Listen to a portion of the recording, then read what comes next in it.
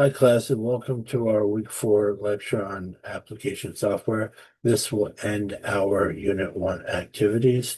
So I'll start by saying thanks for all the great work you've been turning in. There have been a few glitches with Pearson, but I'm able to work through them. If you have any problems at all, please email me. That's the best way for me to see that you're having issues and we can work around it.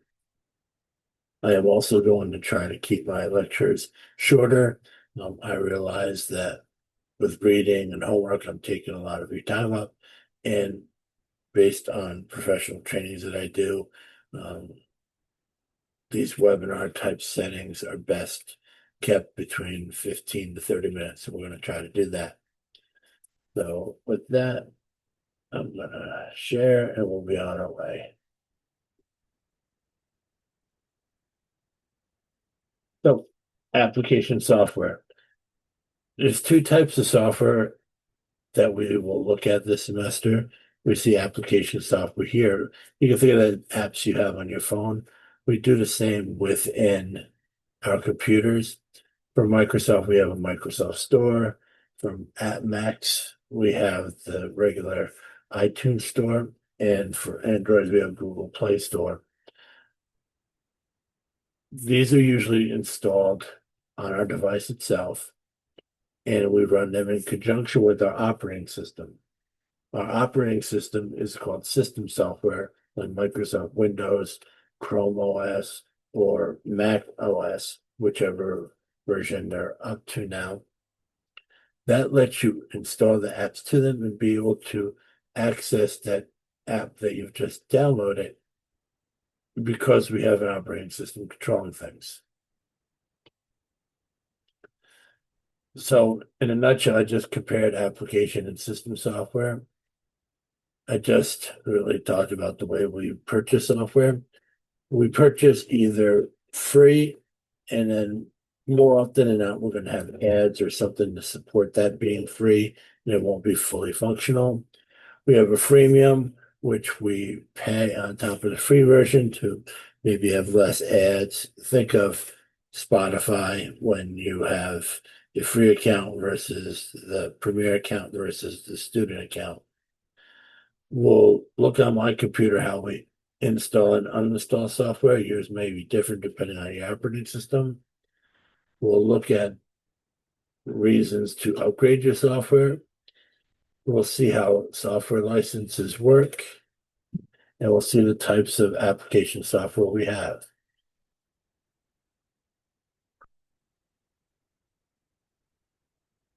So in essence, software is, well, it says a set of instructions that tells the computer what to do.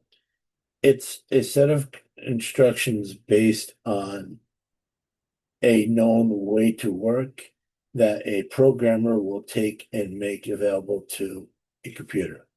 So our two types we see are application software. And we have an assignment I just put up today on eClass. It's to create a LinkedIn profile and add me as a network member. And it's just given I know you all know how to install apps on your phone, but this is for, something I like to do in my classes. I believe LinkedIn is very important to your careers. So that's an assignment. Or system software, what comes with your device? Mac OS, Windows, Chrome OS, Android, and our phone software. AuthorNet says software is available online and downloaded to a computer. More often than not, we're downloading from an app store. Very rarely do we go to websites anymore, or we use software entirely on the internet. Think of how you all get your email through Gmail. That's a system called software as a service that Google offers. Now, we have only talked about cloud computing in very minimal detail, and that's just computing on the internet. So take software as a service as something that's available in cloud computing where we can use software as a service on our devices.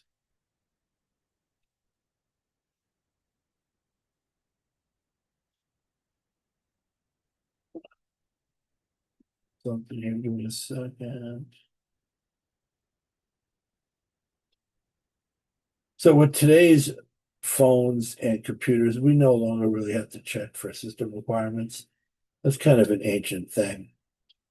Very important to note student discounts. You as students will often get discounts on software.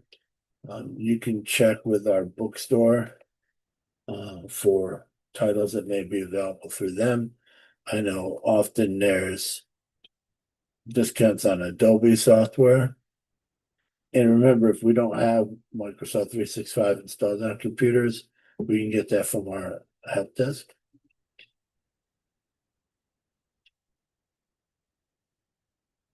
Freeware is just another word for free applications, things we don't pay for to use, but more often not fully functioning, we'll pay for. Beta versions used to be a really big thing. People would get on a list to try software before it was released. It's not so much of a big deal anymore.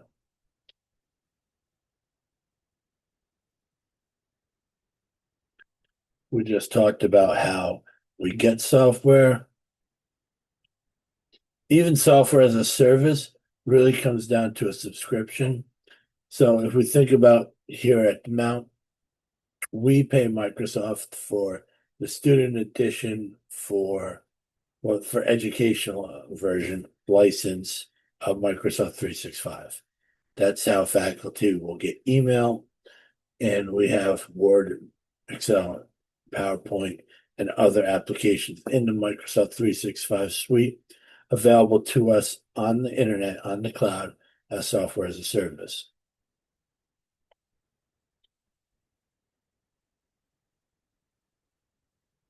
Only thing I want to talk about here is two things. Recovering from a computer crash. It's very important that we back up our devices. You all should be saving to Google Drive. Myself, I store to OneDrive, so I never worry about computer crashes and losing any data because it's all backed up to the cloud. I'm going to stop my share for a second and I'm going to reshare. So now I'm sharing my screen. I want to show you how you uninstall software in Microsoft Windows 11. So I go to my search bar. I'm just going to type programs. I'm going to do add or remove programs. And I get a list of applications and installed applications. And I'm going to uninstall this 8-ball billiard. So I click on this 3 dots, I go uninstall.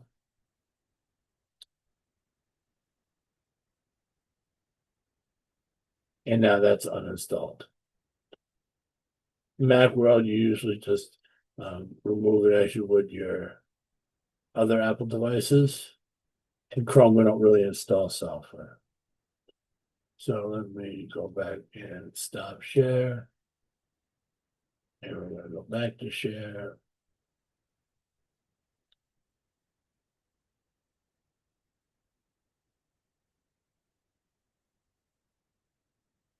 So when we use software as a service, we always have the latest versions of that particular software.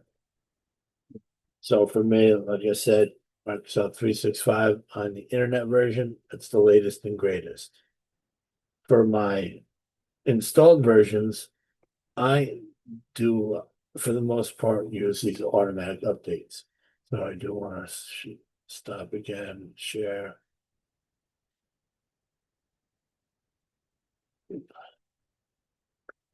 In the Windows world, we can do something called check for updates, but I'm going to go to Windows Update settings.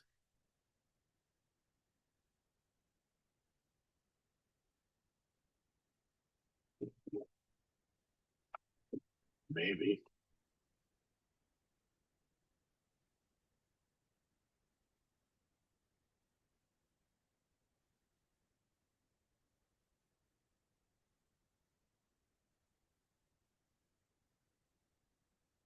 Seems I can't get to the Microsoft Windows update page. Let's see what we can do from here.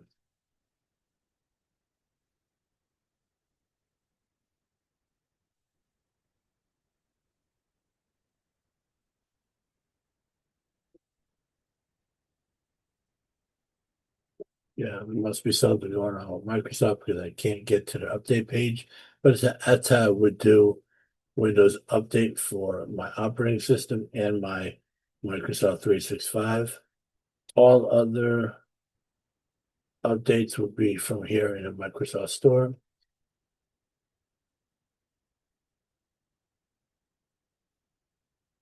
And I'm back. I'm going to close out that share and bring up the other one.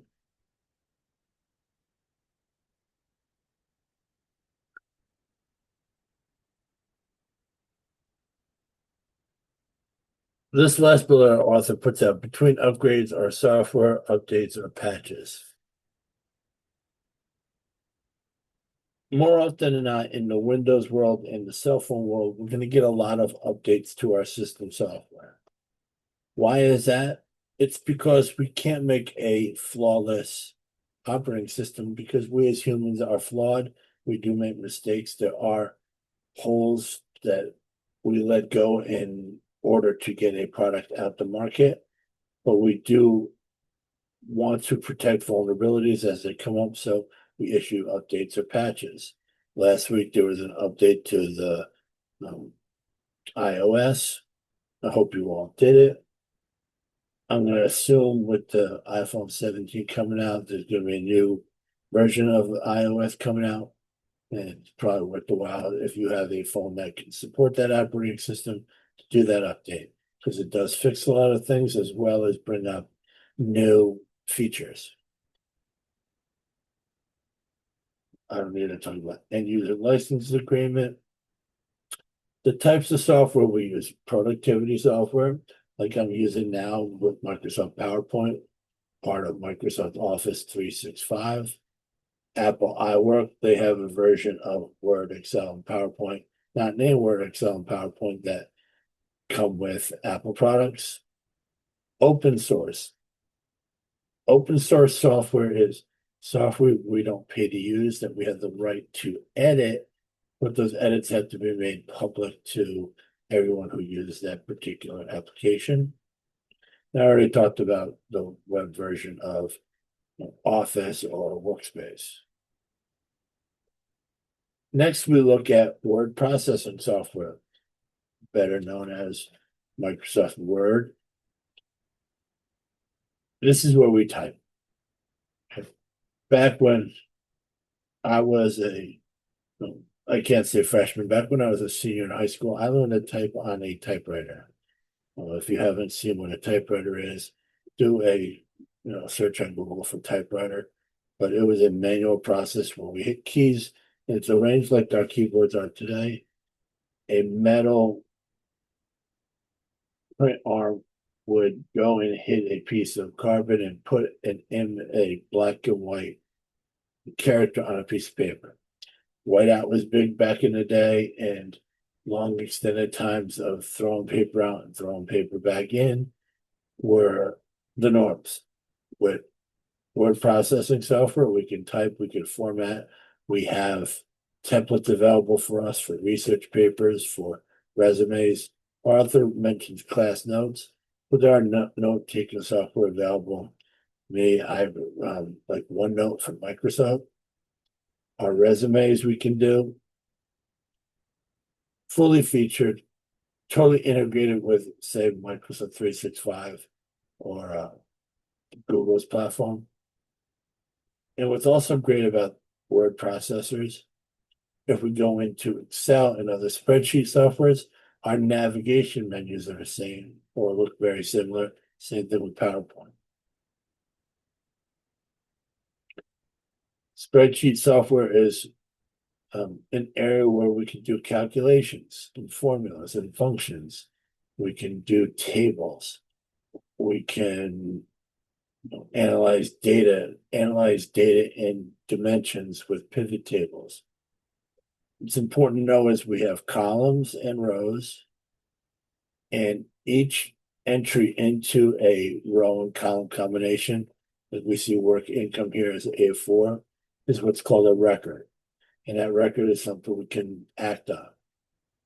We see in our B picture, we've added a row to our expenses. we've figured out how to calculate something, and we have income statements for a particular function. Excel is the biggest player in the spreadsheet game. While I'm presented to you in PDF form, this was created with Microsoft PowerPoint, which is a presentation software. An area we can, and you've already learned this, you can insert videos, you can insert pictures, you can use different themes, you can use bulleted lists, animations, transitions to make something pleasurable for an audience to see while you're presenting important information to them. While we don't get to present in class, unlike my class, which is similar to ours at Marist, where I make groups of students present using PowerPoint, it's important to know that we don't read our slides. We know our material. We can have speaker notes if we're at, say, a lectern, but our eyes should be at our audience, and our audience eyes should be at our presentation. A database is a place where we logically store records. You can see the screen print here looks like a spreadsheet, but it's not. The columns we see here are called tuples, and the rows are called rows. Each one of these things we see up top, ID, first name, last name, and so on, are what's called, excuse me, we call them fields here. I call them attributes in the real database world. An attribute is an adjective, and it describes what's called an entity. So we look at this, this looks like an employee database. So I would have named this, or table, I would name this employee with my adjectives, my being ID, first name, last name, and so on. So it's my attributes. Notice column 1 says ID. This I would call a primary key to maintain uniqueness. So you can think of this ID like your driver's license number or your Mount ID number. I talked about note-taking software already. There's many of them. There's many cloud-based ones. I use OneNote and I use Microsoft products. Next, we look at personal information management software, things like email. We use Gmail here at the Mount. Faculty and professional workers at the Mount use Outlook. I'm a big Outlook user. I manage almost 250 Outlook mailboxes in my full-time at Greystone programs. It's an area where we can send messages to someone else in a somewhat timely manner. It's not as fast as chat or IMing or communications through collaboration tools like Teams, but it was our standard up until really COVID hit.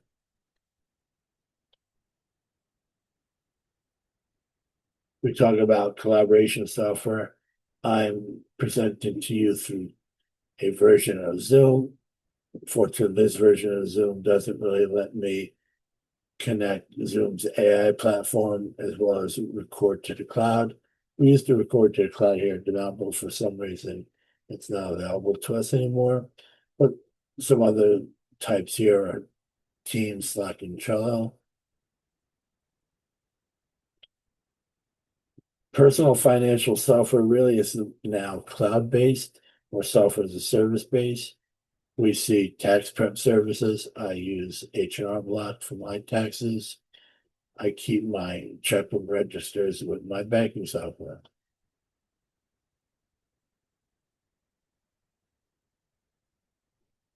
Rather than brings us to business software, we have tools like NetSuite, let's say, for accounting software. That's what I use at Greystone, though we're a little bigger than a small business. But we have accounts payable, receivable, a general ledger. Usually, small businesses will outsource their human resources. So payroll and billing won't necessarily be in the accounting software, but the deductions for those or payables coming in are added to our software by our other vendors.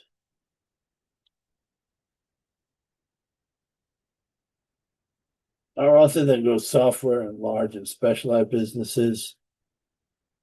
I don't know what they were really getting at here, but we talk about computer aided design.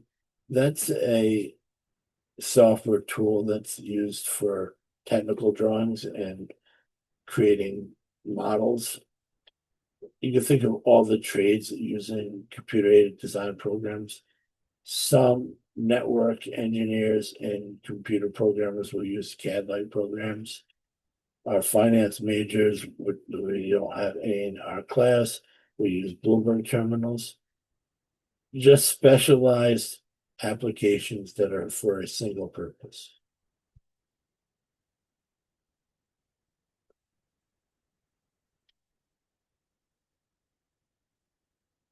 Then our author talks about multimedia software like the Adobe Creative Cloud with its Dreamweaver, its Illustrator, its Photoshop. Ways that we can take an image and edit it for a purpose. Ways we can use a video and cut it for a purpose. Things like CapCut might be available to us. I just take my raw recording here and put it onto YouTube for you all to see. But I could use other editing software to do other things with our weekly lectures.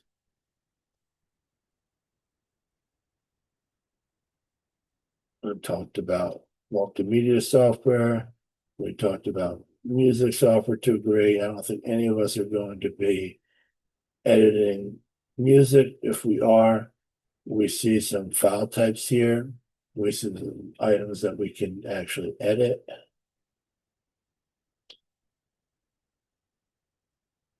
We have application creation tools. There's many free versions out there to create apps. There's some AI app creation tools out there. If any of you are interested, I can, send a link or two out there. But it's software where we start programming. We'll have what's called the compiler, where it takes the code that is being programmed in and it makes sure the syntaxes will work, make sure that the program will run and have the desired output. We're using a software as a service educational software now. We're actually using two in our course. Pearson is one and Moodle or eClass is another. We see we can manage our course. We manage our roster. We have a place where we can put assignments and assessments and discussions. All came about with the rise of online colleges. And now these tools are starting to go down into high school and middle school. And I'm going to venture in the next 10 years, all secondary schools will be cloud-based in one form or another. And that's it for this one. Thank you all and have a great week.